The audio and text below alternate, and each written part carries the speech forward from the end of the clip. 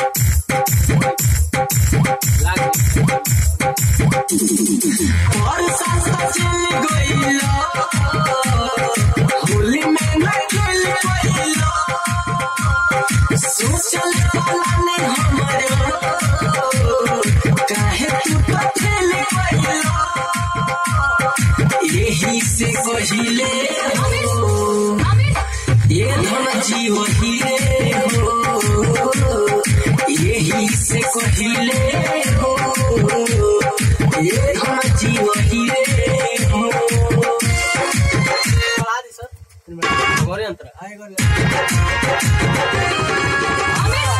गाना करा दिहला घर में बैठा दिहला कितना कहीं बात तुझसे राजा सुन के उड़ा दिहला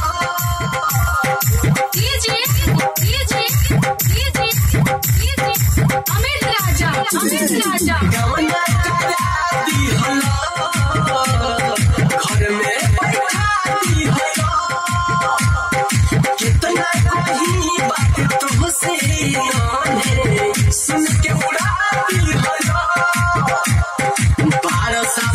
हीरे हो ये धन जीव हीरे हो इंदल से कहिले हो ये धन जीव हीरे हो। चलो ठीक